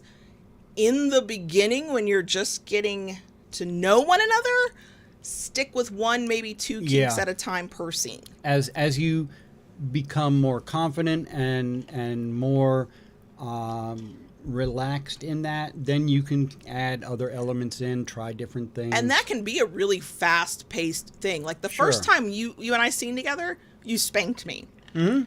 The second time we scened, a few hours later, you spanked me, and I think a vibrator was in play. The next day we scened together, and we added more stuff in. So it's not like this is a months-long process. It's just If you're just now starting to scene together for the first time or play together for the first time, in general, we recommend starting slow and small unless you're both extremely experienced kinksters and extremely experienced at negotiating and very clear in your communication and confident enough in yourselves to stop things, to speak up. Those kinds of things, you can go a lot faster. Mm-hmm. But if you're still, one or both of you are still new-ish, start with one and build up. But that build up can be really fast. Yep. Okay. Oh, God, I lost it. Okay. Are there resources regarding the possibility of long-term relationships between two DOMs, who, like, enjoy co-doming, bedroom dynamics, but not talking about switches? So it's two DOMs in a relationship. I don't know of any resources. I'm not sure of any myself either. I mean, we used to, like, this would not be a resource, but my experience is we used to have a friend who was married. They were both married couple. They were both DOMs. They also had an open non-monogamous relationship, so they each had their submissive partners. Right. But I don't know that I've come across resources. No, it doesn't mean they're not out there. Right. I just have not. So if anybody in the live chat knows of resources, shout them out. Rachel asks, is there an age limit to starting in the lifestyle? Can a daddy be younger than a little? The age limit is 18, or the legal adult age in your country of origin. Can a daddy be younger than a little? Abso-fucking-lutely, because daddy, mommy, caregiver, that's a mindset. Little is a mindset. I know 60-plus-year-old people who are littles. I hope nobody's going to try and tell them they can't be fucking little because they're in their 60s. So there you go. The discomfort people tend to feel about that is because of the societal and cultural norms we've all raised with of, like, I used to be very uncomfortable that you were not taller than me. And when we first met, you were my height, and now you're shorter than me. You reminded me with one quick hair pull that height doesn't fucking matter. Right. But why did I have that issue? Because I've gotten the message over my 42 years on this planet that tall men who are taller than women are preferable. And I do love a tall king. I'm not gonna lie. Let me climb that like a jungle gym. But I'm also afraid of heights, so I'll take my short king and be very fucking happy. Thank you. There's the same principle with, can the daddy or the mommy or the caregiver be younger than their little partner? Absolutely, because it's an energy you're bringing. It's not an age. Right. Is it common for older partners to be the caregiver, younger partners? Yeah, that happens. That's cliche almost. I mean, it does not matter the age, because what you're looking at is when you look at this person, you're not looking at their age. You're looking at whether they can meet your needs, and you are willing to give them that power and the title of daddy. I think that's it. Did I see one that maybe didn't have a tag? Hold on. I'm scrolling back through the live chat. This will be a last call for questions, because we also want to do a bonus section before we go away on our break. Okay. What are some ways to deal with feeling ashamed about having a particular fetish? Shame is rough. Rough, yeah. We've gotten the messages from society. We've gotten the messages from caregivers. We've gotten the messages from our peers. We've gotten the messages from the internet, from media. Shame is a hard cycle to break out of, and it's a lot of inner work. Yeah. I have been helped personally by being with a partner and having friends who are completely non-judgmental and go, that's a normal thing. Okay, that's your thing. I might not be into it, but that's your thing.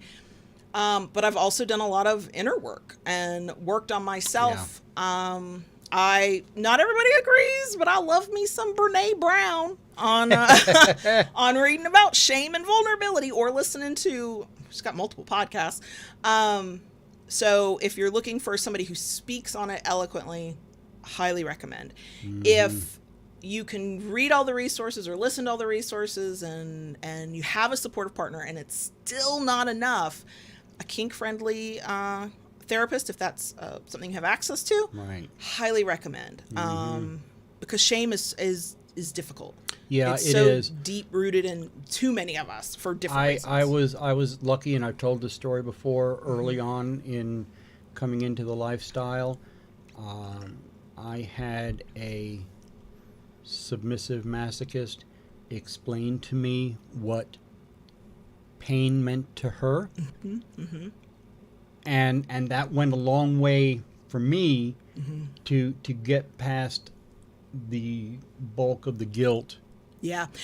There's a little bit of believing people when they tell you, I like this and it's a good thing and it's not unhealthy. There's a bit of putting yourself to the extent that you can around people online or in person who don't shame you for the things you like. Kink communities can be, like any community on the planet, can be not great for that. But when you find the right kink community, and they're like, they embrace you and your fetishes and aren't going to be judgy and shamey, that can go a long way to self-acceptance.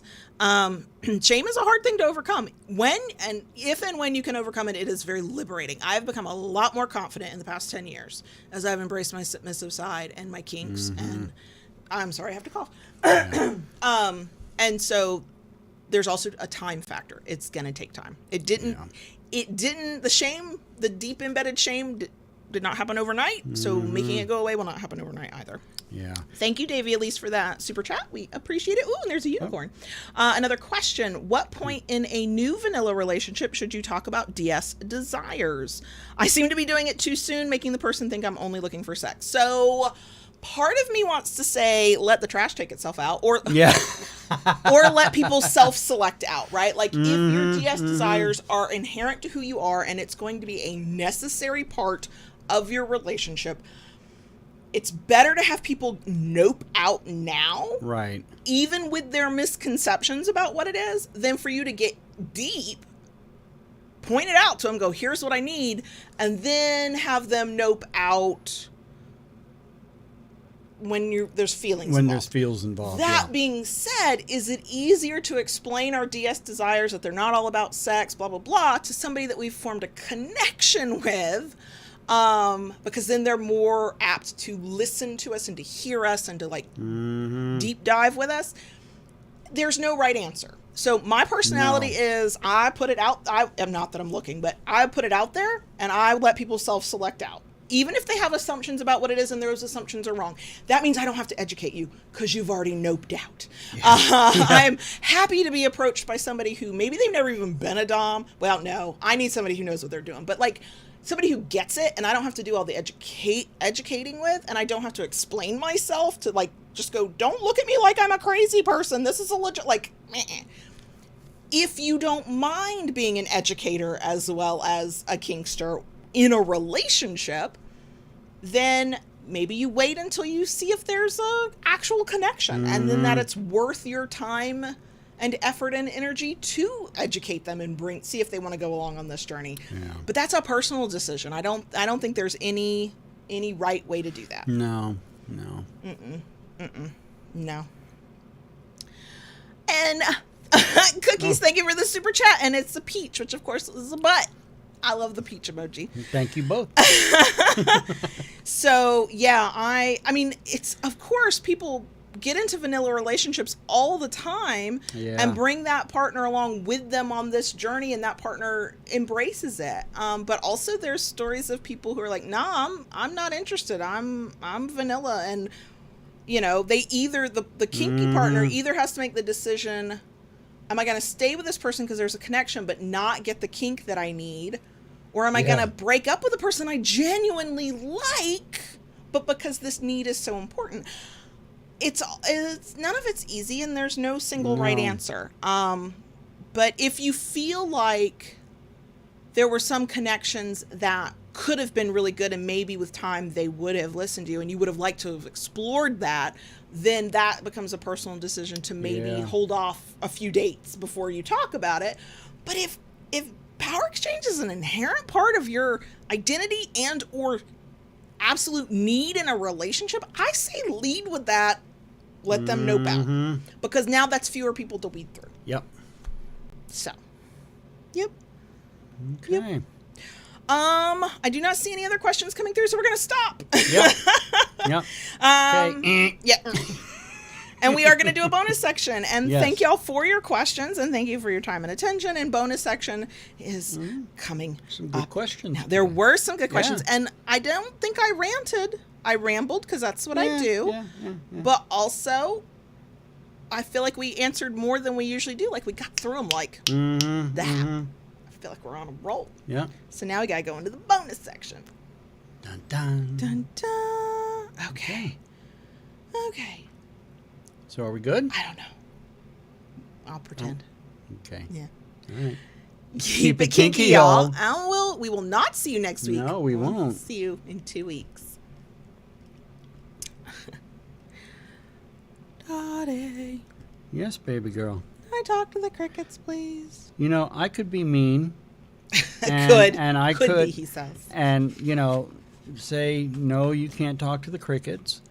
But I know we're going to be taking a week off, and you won't be able to talk to the crickets for a week. I will not. So I'm in a internal struggle here. Mm-hmm. You know, do I be nice and give you permission to talk to the crickets, or do I let my sadistic nature show through and not? Who will win, the daddy or the sadist?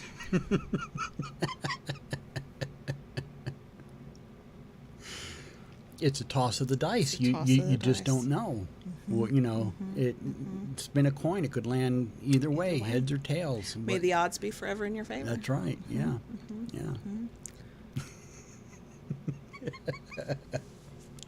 You may talk to the crickets, girl. Thank you. I would like somebody to notice that I waited almost patiently, and I allowed him to go on whatever the fuck that was, and I did not try to bulldoze you through that or rush you along. You did not. I mean, did I fidget? Yes. I'm impressed. Yeah. Oh, you were fidgeting for sure. I feel like I deserve something for that. Gold star, Diet Coke, because we are out of Diet Coke in this house and it makes me very sad. I mean, just something. Right. So, I'm still coffee, sorry. Bonus section. Well, all 3 of the fur babies have finally gotten caught up on all their test vaccinations and vet appointments. $700 later, I'm so glad we have 3 fur babies to love. Right. Like, you know what you're taking on, but also we adopted each one of them separately and had their initial vet appointments separately, so you don't feel the cost. But we got behind because of the holidays, because of my surgery, because we've been broke, and so we got them caught up all at once over the course of 2 days. Yeah. I was like, whoa, okay, I'm glad I can help keep the lights on in this place this month. You're welcome. Right, no kidding. Yeah. Onyx and Ella both have to be sedated to go to the vet. Yeah. Actually, Onyx just has to be sedated to be put into the carrier. Ella has to be sedated because she tries to murder the vet techs. So Onyx had her appointment by herself. The one and only time I've ever gotten to pick this cat up was because she was sedated and terrified and trying to hide from the vet tech. The appointment ended up being mostly fine, other than she tried to hide in a corner of the exam room, and I had to go get her, and she was sedated enough that she let me hold her, and I cherished that moment. Yeah, right. And yes, I did all of this by myself because JB was working in the shop, and I was not going to interrupt production, but I'm thinking I should have. The next appointment was the following Monday, this past Monday, with Lola and Ella. Now, Lola's such a good girl. I was like, I can do a cat and a dog because Lola's fine. Except Lola did not want to get onto the scale. Right. So another vet tech had to pick her up. I know why she did not want to get on the scale. She's about 15 pounds overweight. And when you're a dog, that's a lot. Did I rat out JB to the vet when she was like, what is going on with Miss Lola? I was like, my husband is going on. I said her meal intake is fine. It's the treats. And yeah, she's been super indulged and not gotten a lot of walks recently. And so weight gain. So, and that's actually, she had come down in weight, and we know that because her harness had finally, and her collar had loosened up a little bit, but has not come down enough. So she's officially a chunky girl. Ella sedated, went into her carrier fine, came out of... Now, I didn't even see them take her out of the carrier. They carried her to the back to do all of her stuff. But then they brought her back to me and said, okay, look, we got Ella's vaccines in her, but we could not do the blood draw for her blood test. She gouged the vet tech severely. We will have to make that as a separate appointment and increase her sedative dosage. It's literally double. Instead of like 1 capsule at night and 1 capsule in the morning, it's 2 and 2. They're like, and then you can bring her back for this blood draw thing that they have to do. I went, oh my God, okay, I'm so sorry. And I'm looking at Ella, who's looking very like placid and demure and like she's just chilling in her carrier. Like, I don't know what the fuck's wrong with any of you people. Then the vet tech came back in and y'all, she had gauze bandages wrapped around both her wrists, like 2 or 3 inches wide around both her wrists from where Ella got her. I looked at her and I went, I am so sorry. And she said, look, it comes with the job. It's fine. And she helped me get to the car when we were done. And she was carrying Ella's carrier. And she looked in the carrier and went, I still love you, Ella, even though you were really mean. I'm like, thank God she's pretty, right? And she went, yeah, thank God she's pretty. So yeah, Ella went murder mittens. Onyx tried to hide in a corner. Lola did not want to be weighed. And, I mean, I don't want to be weighed either at the vet. Not the vet. I don't want to be weighed at the vet at all. I don't want to be weighed at the doctor either. Yeah. But, yeah. So, the fact that I did not come home from the second day's worth of appointments and drink is a miracle. Yeah, I know. I was like, we did go get us some coffee, though. I felt kind of bad for you after hurting, all that. Yeah, not a good appointment. I think the part of this is to not schedule multiple animals. I don't think that. No? I think I would not have wanted. It was an hour each time, and then the prep to get there and the travel. I was giving up an hour and a half to an hour and 45 minutes. I don't want to do that 3 times. Also, they got Lola and Ella out together. Their appointments were together in less time than Onyx's appointment. Now, I would not bring both cats at the same time. Like, fuck that shit. Yeah, no. That would be even sedated. That would be a bit much. No. Yeah, so, no, I would not do 2 cats together. Yeah, but I'll do a cat. No. I might do Lola and Onyx next time. Or maybe we'll schedule it so you have to go with me. And because Lola didn't want to listen to me. Lola did not want to be there. Yeah. We go into the exam room. She stayed by the door we had come through to leave. And every time I would sit down and I would pet her to keep her calm. And then I would feel bad because Ella's just sitting in her carrier on the countertop. I'm like, oh, let me go pet Ella, who was super friendly, wanted all of my love and affection. And every time I would stand up to go over to Ella to pet her, Lola would stand up and go to the door. I was like, we're not going that way. We're not going that way. It'll be a minute before we go that way. So, yeah. Yeah. And yeah, it's been interesting with them. But they're all caught up. They are. They are. We're good. We're good. We're good. We're good. Yeah.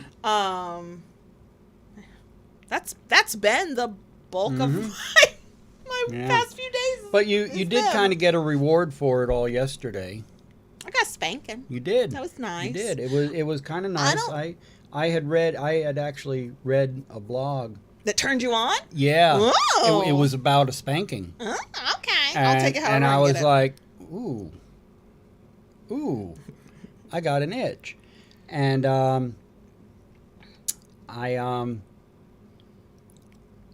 it was actually after lunch, and I looked at Kayla and I was like, "You're done working, aren't you?" And she's like, "Pretty much, yeah." And I was at a stopping point myself, so I told her, I was like, "Go in the bedroom, bend over the bed, and drop your drawers." And you even used my favorite paddle, and I don't know if the angle was different or if it's been so long that I'm like I'm more sensitive. Like I'm not desensitized like I've I don't have leather butt anymore. I never had leather butt, but a light version of that. Because I was like, this is my favorite smacky paddle, and it hurts. It hurts so bad. But did I endure? Yes, because we take what the fuck we can get. Yep. And thank you, Cookies, for that line. Thank you so much. Super chat. I don't know what the things are called. It's so sweet. And let me see, what's the emoji? Is it a teddy bear? I can't tell. It looks like a teddy bear. Yeah. I like it. And it was kind of fun. It made for it was very impromptu. Mm-hmm. You know, there was no build up, no anticipation. It was a very, we have a moment of opportunity here. Mm-hmm. And gonna take it. Yeah, and that's the mindset we have to get back into.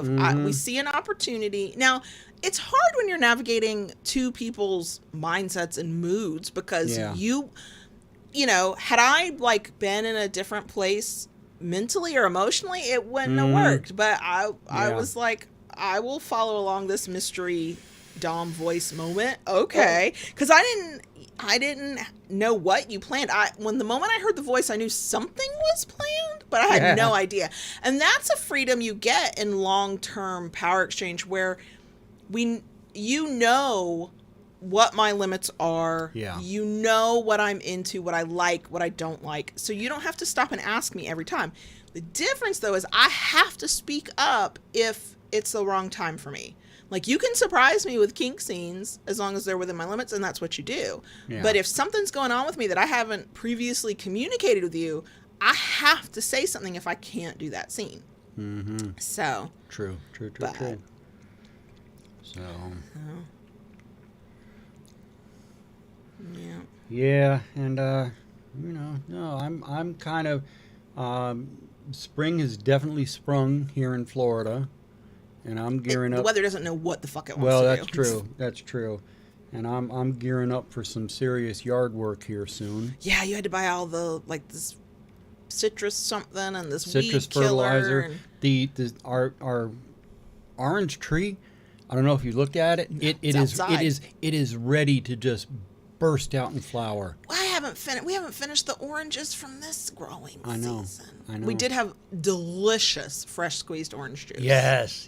You made an omelet. I squeezed the oranges. We've kind of done a thing. Kayla discovered I can make a mean omelet. Looks like from a restaurant omelet. I'm like, where the fuck has this been all these years we've been together?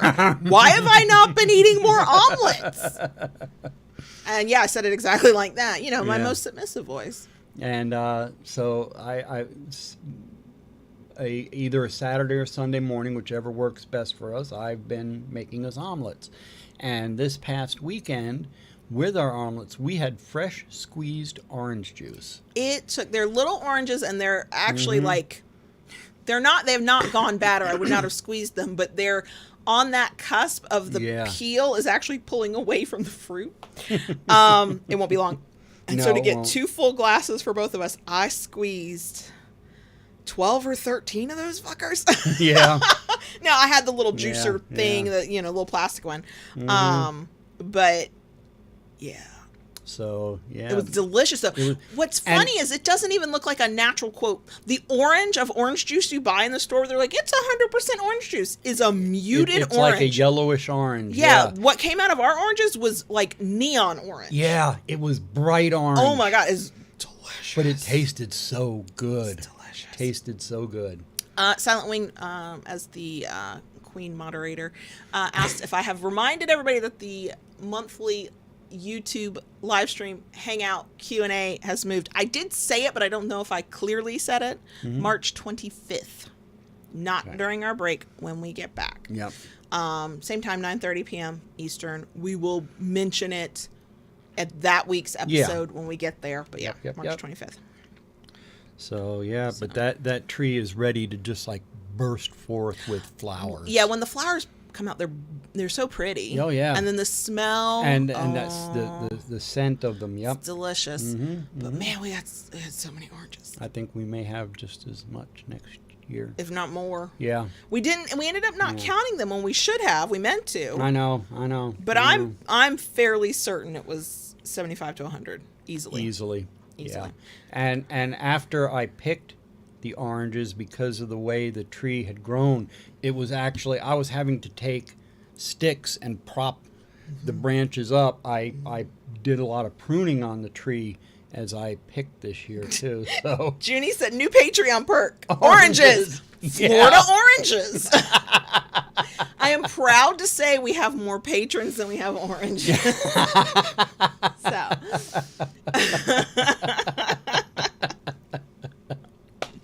y'all. So yeah, I'm gearing up to be doing some yard work. And it'll be spring break for the kids, so you'll have a helper, and it won't be me. Yeah. It'll be a 12-year-old child. Exactly. Who will complain the whole time, but then probably get treated to like Dunkin' Donuts or something. Mm-hmm. And then go, but this is exactly what I deserve for all the hard work you made me do. That kid, that is something he would say. Yeah. And mean it. Be like, I absolutely deserve this as payment. Mm-hmm. It is my due. I do treat him, when we do a lot of work, one of his favorite things is to go to Dunkin'. And, double chocolate donut, chocolate milk. Chocolate milk. That's all he wants. And I'm very, very happy to treat him. He's a very good helper. He is. I mean, I have watched from the inside of the house, looking out of the window, because why would I go out there? And you'll be working, and I know he's there to assist you pick this thing up, carry this thing. And he is such like a little free spirit. He'll just be dancing. Yeah. To the music in his head, waiting for you to tell him what to do. And I'm like, there's my child right there. Yeah. And Cookies asked a question, what is my favorite vape juice? I have two, menthol, and then my second is chocolate mint. Of course. Mint chocolate. And if you see a theme going there, absolutely.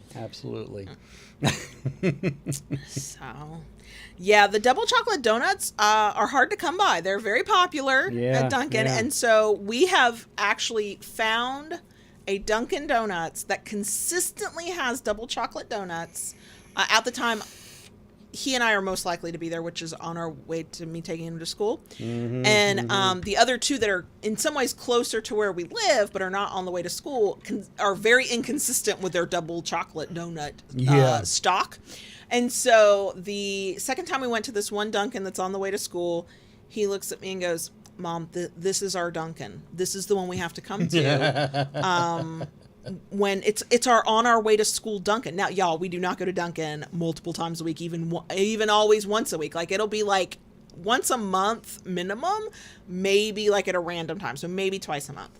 But that's our Dunkin'. And so a couple weeks ago, you were treating him to Dunkin' for having helped you.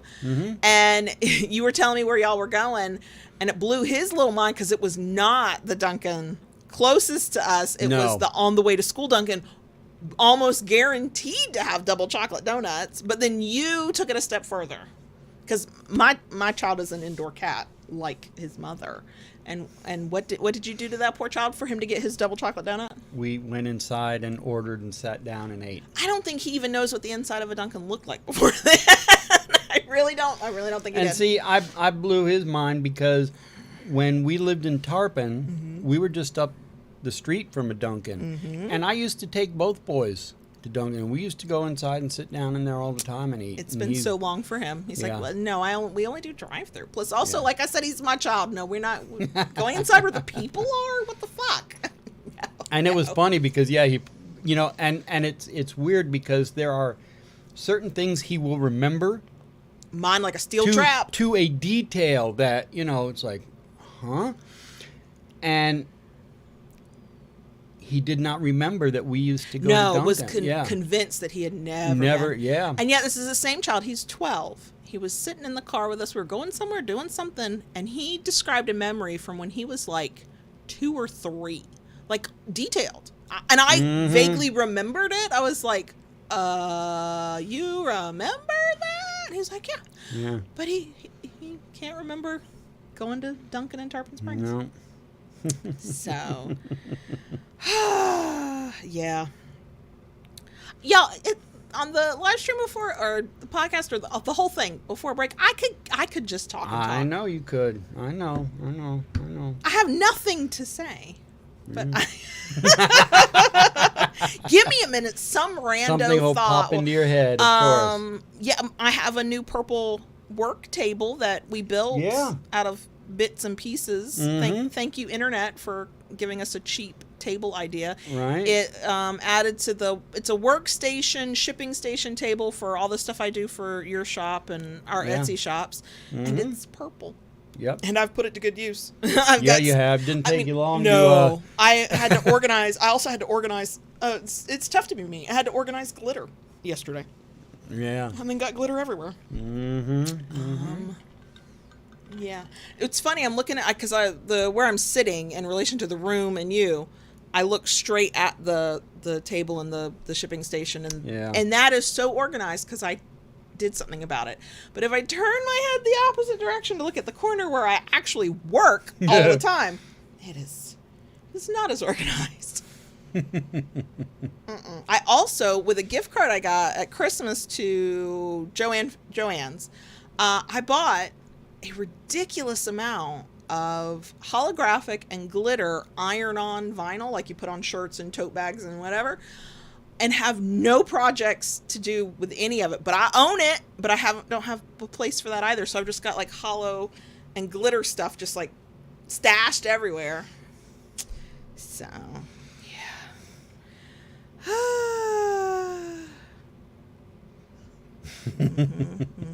And Silent Wing is trying to lead me down the path of either righteousness or damnation and suggesting that my new purple work table that we built and I painted this weekend, I should finish with a glittery resin top.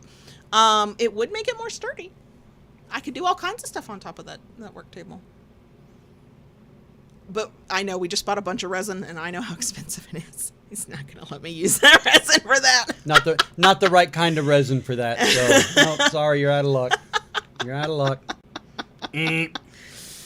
So, yeah. Anything else? There's stuff. Yeah. There's stuff, but I know. Let me check my text messages. I said it at the top of the live stream. I didn't say it in the podcast. I have a family member in the hospital. Yeah. Should have gone home yesterday. Well, yesterday. Yeah, if it had been a normal appendicitis surgery, she could have gone home yesterday. Was hoping she could have gone home today because she asked. And I haven't heard anything from anybody. Have not heard anything from anybody. Looks like she's going to be there for a few more days at this point. But yeah, it's been kind of a bumpy ride. I mean, even to the point, I guess, yesterday told her husband not to even come. No, he had to go to work. Oh, he had to go to work. He only, okay. I mean. Okay. Yeah, there's only so much pay. He's running out of paid time off, and Family Medical Leave Act is longer duration, so hopefully he won't need to use that, but.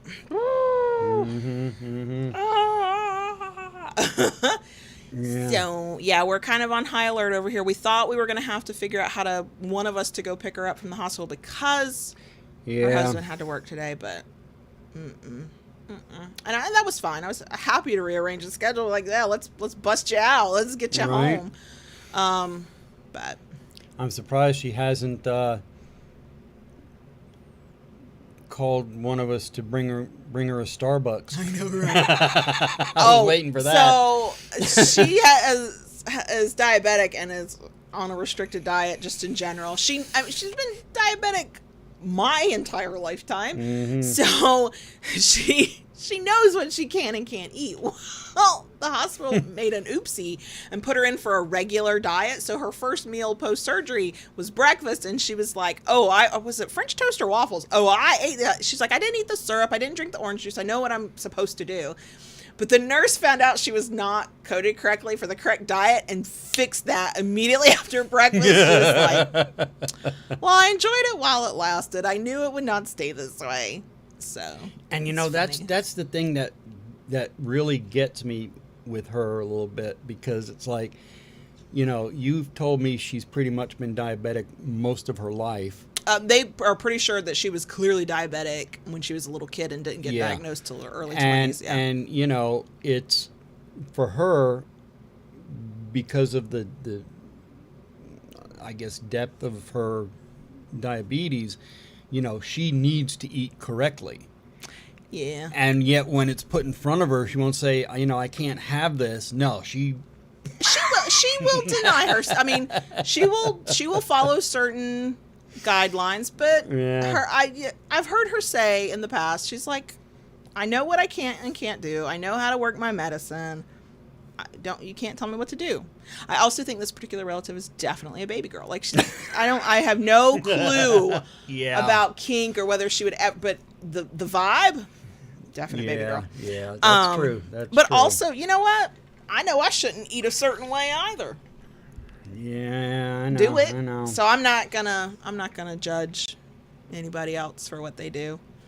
I can't imagine having to police myself every single moment of the day, and so I even when I've tried, I've failed miserably. Yeah. So. Yeah.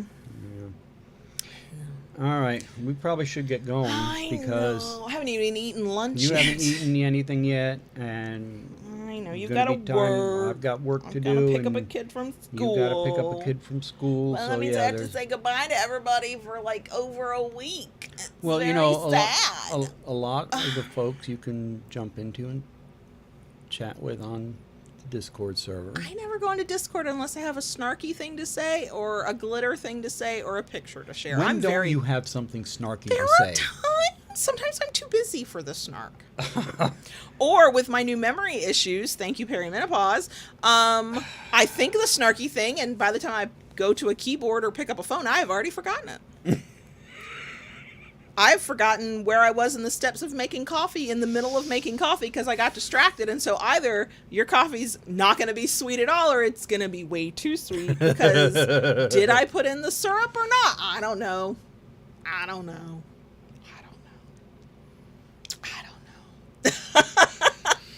Yeah. I guess we have to go now, don't we? We have to go. Thank y'all for being here. Thanks for those who submitted questions. Mm-hmm. Thanks to those who stay to the bitter end. I understand many of you have to like pause it, come back, listen to a little bit, pause it, come back. It's okay. I don't judge, and I'm not offended. I guess we have to go so we can like rest and not be burnt out, because that's the whole point. Also, something like that. If we work for ourselves, we should get some kind of fucking freedom. There's supposed to be some goddamn point to it. Okay, we're gonna go. All right. Okay. Thanks for joining us. Yeah. Glad to have you along. We're gonna miss you. Crazy, chaotic ride.